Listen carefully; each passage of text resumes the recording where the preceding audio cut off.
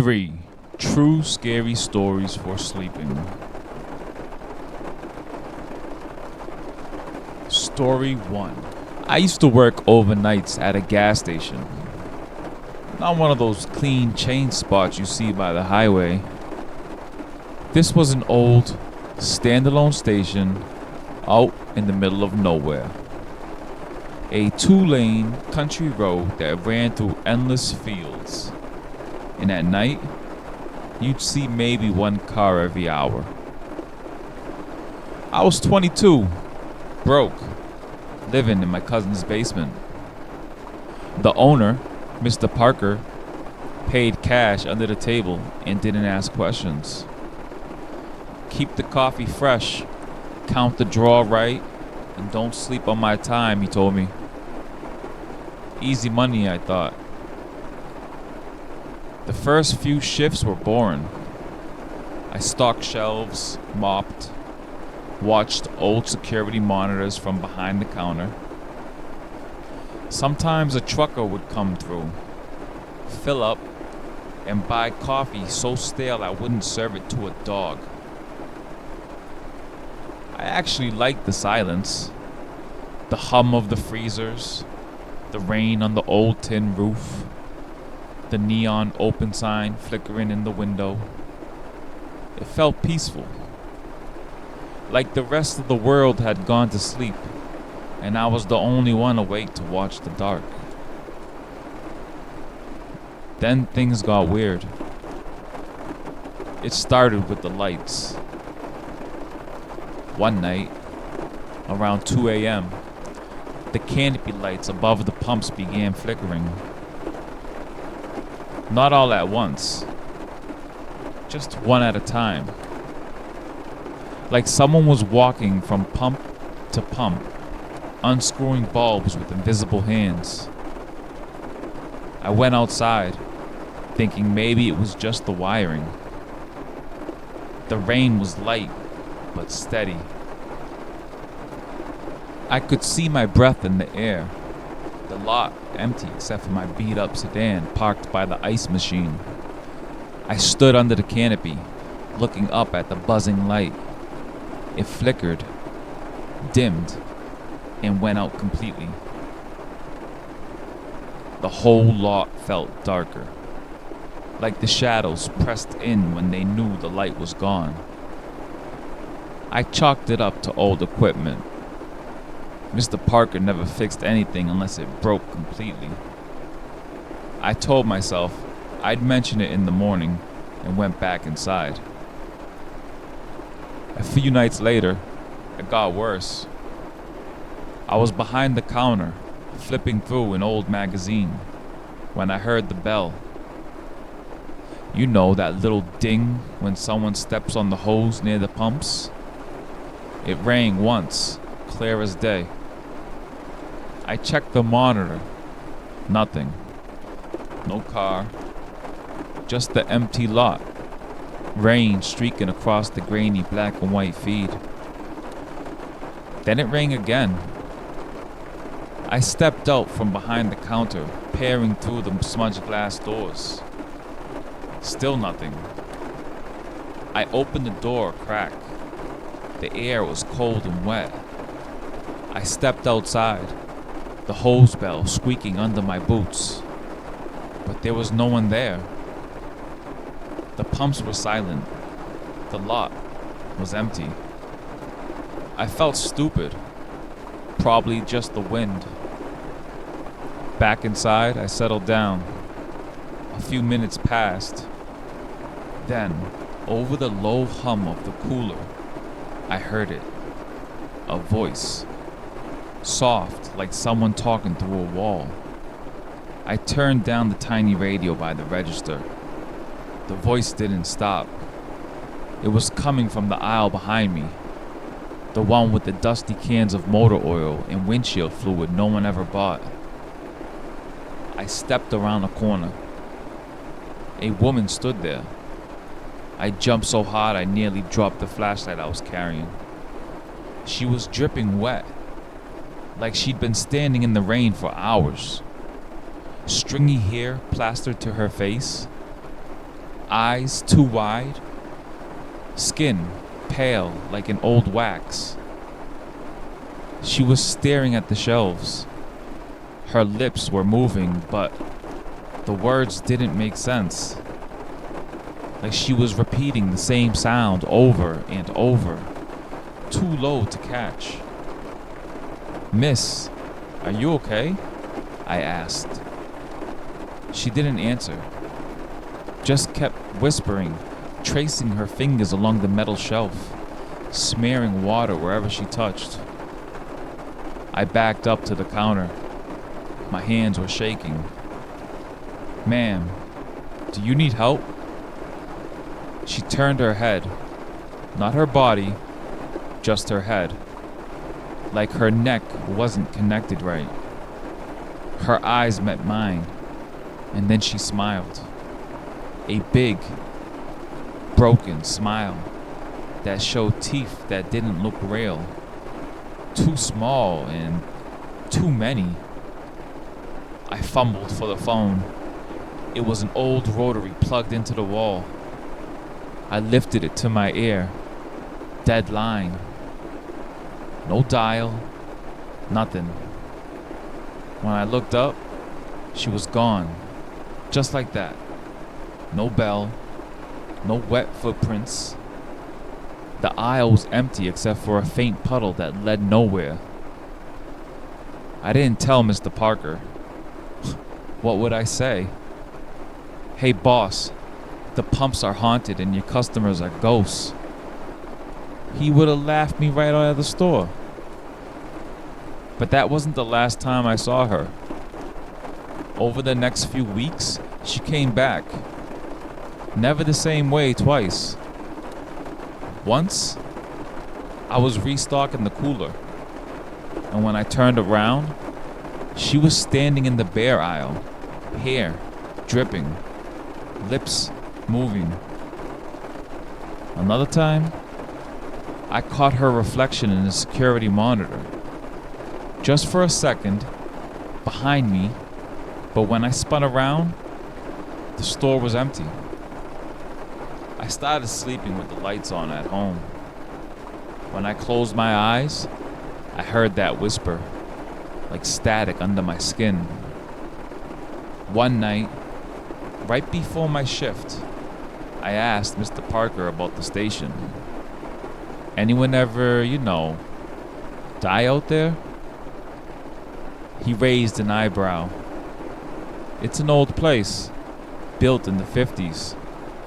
Lots of accidents on that road." He lit a cigarette right there in the tiny back office. "Some say a girl went missing around here, back in the 70s. A hitchhiker. Never found her, but who knows." He blew the smoke at the ceiling. "Stop spooking yourself. It's just an old building. Keep the coffee fresh." That night, I brought my dad's old revolver. I felt stupid, but it made me feel less alone. The rain was heavy. I parked under the canopy, lights flickering overhead. 2 a.m. came and went. No cars. Just me, the hum of the cooler, the soft drizzle against the windows. Then I heard the bell. Ding! I checked the monitor. Nothing. I stepped outside, rain dripping down my neck. The pumps were empty, but the bell dinged again, right behind me. I spun around. She was standing by my car, closer than ever, hair plastered to her cheeks, those teeth bared in a wet grin. She raised a hand and pressed it to the driver's window. Then she mouthed the word. I couldn't hear it over the rain. I backed up to the door, eyes locked on hers. Inside, I grabbed the revolver. My hands were slick with sweat. When I looked up at the monitor, my car was empty. I opened the door again. Gone. No footprints, no smear on the glass, just the rain. I quit the next day, left a note for Mr. Parker in the register. Didn't even pick up my last check. Moved in with my aunt, 2 states over. Haven't set foot in that station since. But some nights, when it rains, I still see her, standing at the edge of my driveway, hair dripping, mouth moving, smiling, like she's waiting for me to let her in. Story 2. I've always liked driving at night. There's something calming about it. The headlights cutting through the dark. The hum of tires on wet asphalt. No traffic to fight. It feels like the whole world's asleep, except for you and the road. I was 2 states away from home, halfway through a cross-country move.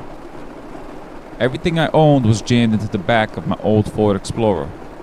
Boxes, garbage bags full of clothes, a beat-up guitar.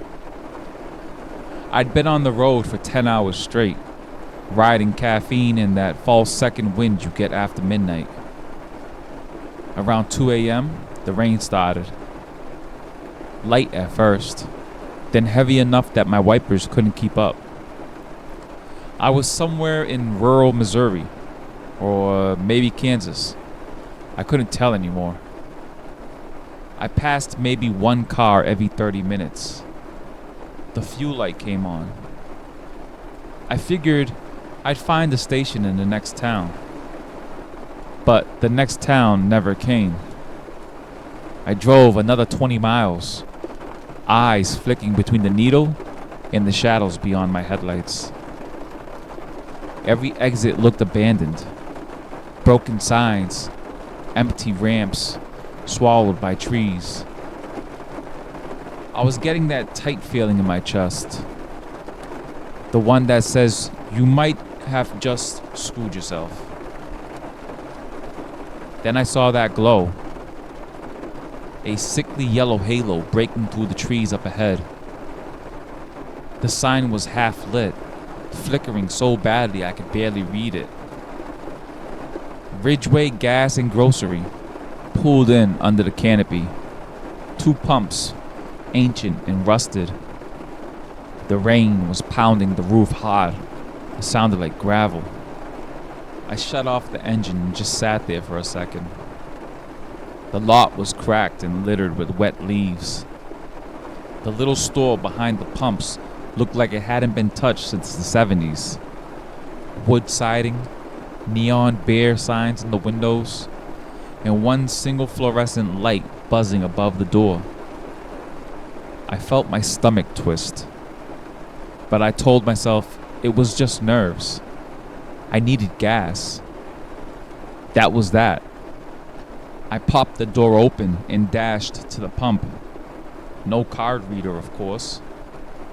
I lifted the nozzle and squeezed. Nothing. I had to pay inside. The bell above the door jingled when I pushed it open. The place smelled like stale cigarettes and wet dirt. The shelves were half empty. Dusty canned goods, faded bags of chips that looked older than me. The cashier was an old man, hunched behind the counter. He wore a flannel shirt, buttoned all the way to his throat, and his eyes were lost somewhere in the deep folds on his face. I cleared my throat. Ahem. Pump 1. He looked up at me, or through me, maybe. Didn't say a word. Just pulled out a battered receipt pad and scribbled something. "You got cash?" he rasped. Yeah. How much to fill up?" He tore the slip off, handed it to me. It was blank. "Just leave it on the counter when you're done," he said. Something about his voice made my skin crawl. I forced a polite smile, mumbled a thank you, and stepped back into the rain. I filled up quick. The pump sputtered like it hadn't moved fuel in years. The canopy lights flickered overhead, making the puddles at my feet look like shifting oil slicks. I kept glancing back at the store window. The old man hadn't moved, just sat there, staring at the counter. Back inside, I dropped a 20 on the counter. He didn't look up. He just pushed something across the grimy formica toward me. A single piece of paper, folded in half. No words, just dry, brittle pages. "What's this?" I asked. He didn't answer. I picked it up, unfolded it. It was a faded photocopy of a missing person poster. A woman's face, eyes wide and dark, hair pulled back tight. In 1977, it said at the top. Last seen at Ridgeway Gas and Grocery. "Why are you giving me this?"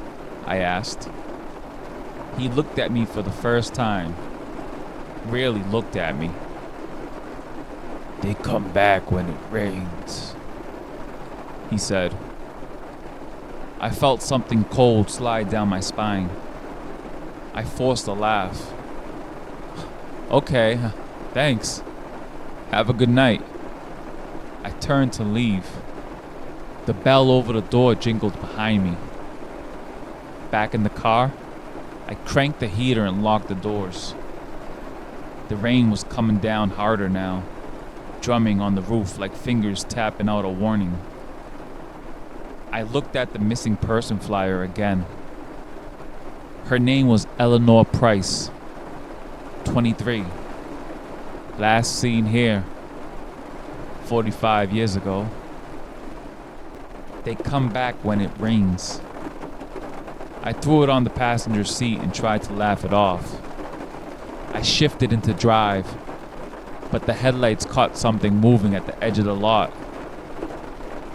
A shape just beyond the pumps. Pale, human-shaped, but not quite right. It was standing in the shadows where the canopy light didn't reach. Just standing there, head cocked to one side. I blinked. It was closer. I swear it was closer. I slammed the gas, tires spinning on the wet concrete. The figure didn't move, just watched me skid out onto the empty road. I didn't stop driving until dawn. My hands were cramped from gripping the wheel so tight. A few days later, curiosity got the better of me. I searched up Ridgeway Gas and Grocery on my phone. Nothing. No listings. No map pin. Like it didn't exist. I found one old forum thread, a post from 2009, archived and half broken. Someone asking, "Anyone remember that ghost station on Route 47?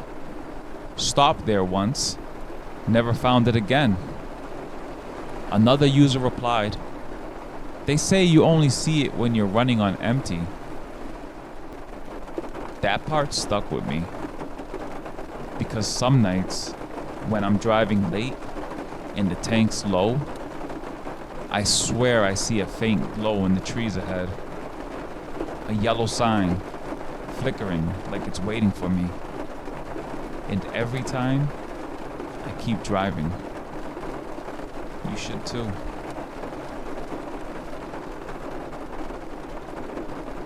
Story 3. I don't tell many people this story.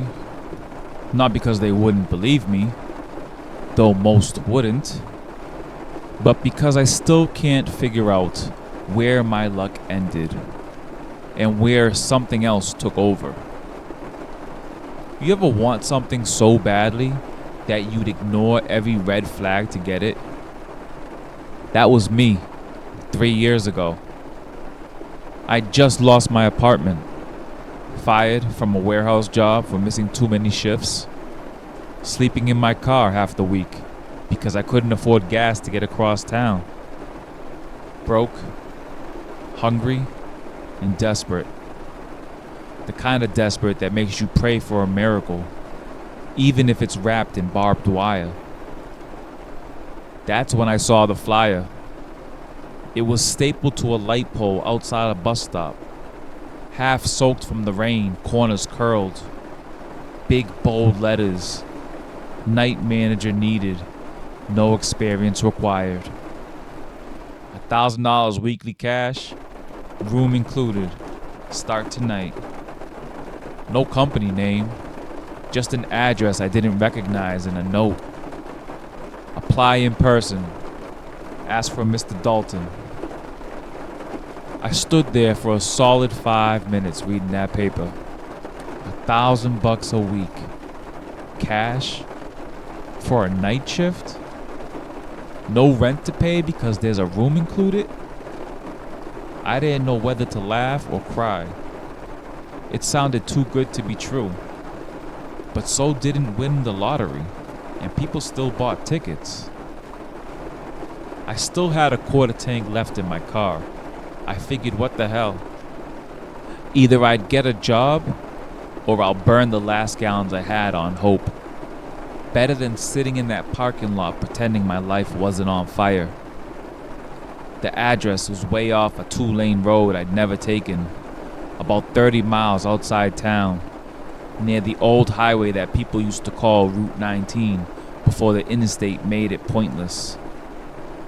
I drove through a wall of rain the whole way, wipers squealing across the cracked windshield. Every mile I told myself I was an idiot. But my stomach was louder than my common sense. When I pulled in, I nearly kept driving. It was a gas station. An old, crusty one.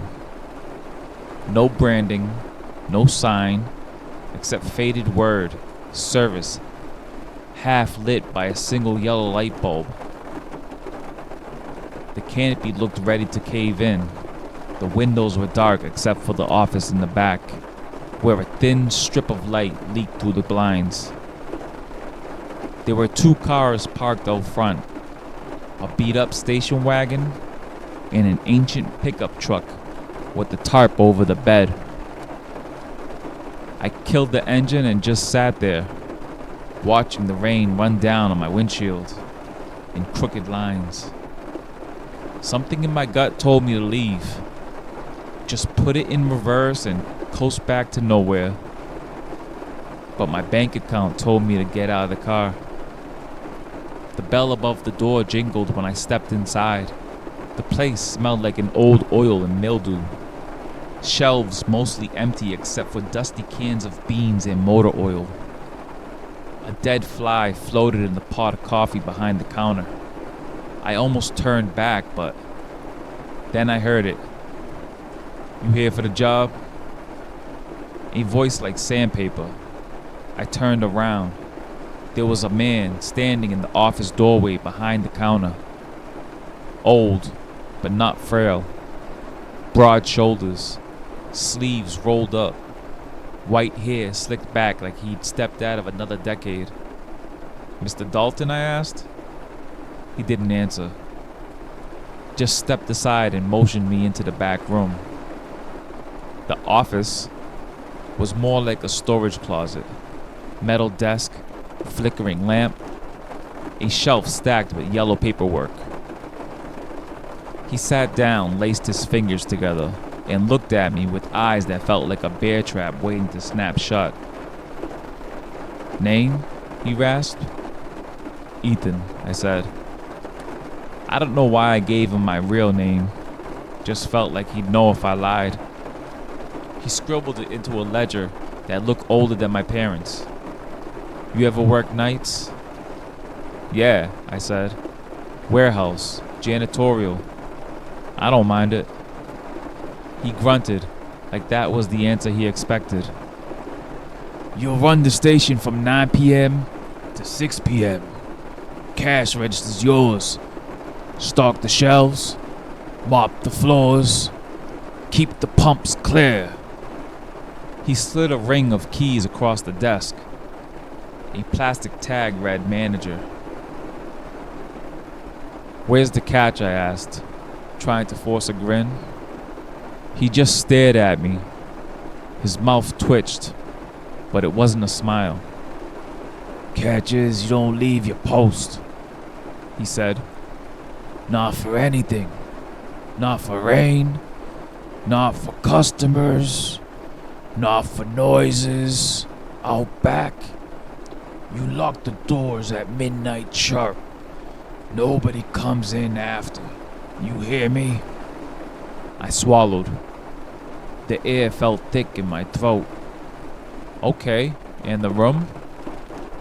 He jabbed a thumb at the wall behind him. Back there. Bed. Bathroom. You sleep during the day. Shift starts same time every night. He opened a drawer and pulled out a paper contract.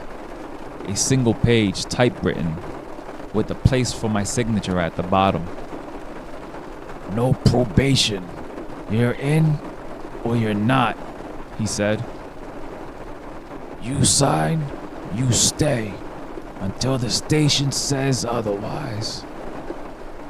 The station says, I asked, half laughing. He didn't laugh back. I signed it. I don't know why. Maybe because I hadn't eaten since breakfast. Maybe because the rain was pounding the roof so hard it felt like it was trying to wash me away. He stood up, took my signed paper, tucked it into the ledger. Congrats, Ethan. You're the new manager. Then he walked out the front door without another word. I watched him climb into the station wagon. His headlights swept across the empty pumps. Then he was gone. Just 2 red dots swallowed by the night. The first night was uneventful.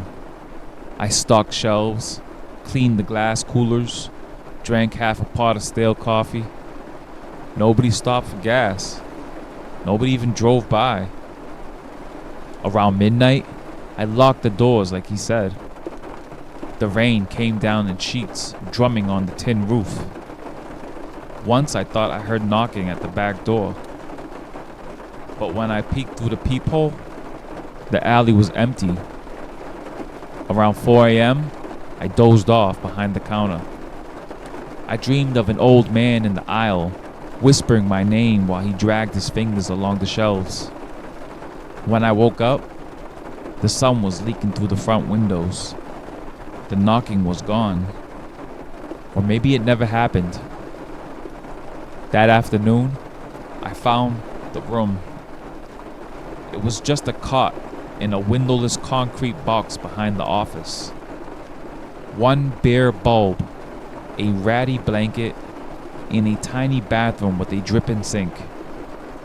But I didn't care. It was dry, and it was mine. The second night, things got worse. It started around 11. This low hum from the old freezer in the back. The compressor kicked on and didn't stop. I went back there to check it. Found the freezer door hanging open, like someone had just stepped away. The inside was empty, except for a dark stain on the floor. Too dark to be rust. I shut it. Told myself it was normal. Night, I locked the doors. 5 minutes later, the front bell rang. I looked up. Someone was standing outside the glass. A woman, soaking wet, long hair covering her face. She didn't knock, just stood there, breathing on the glass, fogging it up. I shook my head. Nobody comes in after midnight. That's what he said. I tried to look away, but she raised her hand and tapped the glass once, then again, and again. Louder each time. I gripped the counter so hard my fingers went numb. I mouthed I'm sorry. She stopped tapping, just tilted her head like a dog hearing a whistle. Then she smiled. Her teeth were wrong. Too small.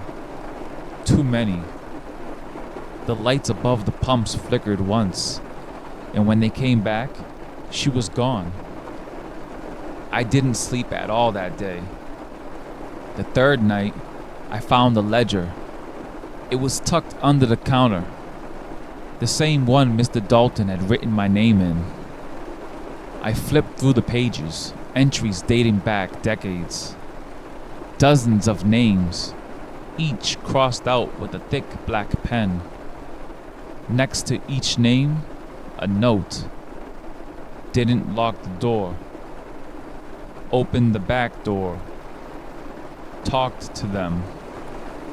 My stomach turned when I saw the last page. There was my name, Ethan. Fresh ink, no line through it. Just blank space underneath. I heard footsteps in the aisles. Slow, dragging. I looked up. The lights flickering. I caught a glimpse of someone standing between rows of dusty snacks. A man in a soaked flannel shirt. Pale. Eyes like holes. He lifted a finger to his lips. Shh. Then he vanished. When dawn came, I ran to the front door. I pulled at the lock. It didn't budge. I tried the back. Chained from the outside. I'm still here. The coffee pot's empty now. The rain never stops. I hear them at night, the ones who want to come in. Sometimes they tap on the glass until my teeth hurt. If you see a flyer that says, "Manager needed," keep driving. This place is always hiring, but the station doesn't let you quit. Not until it finds someone to take your place.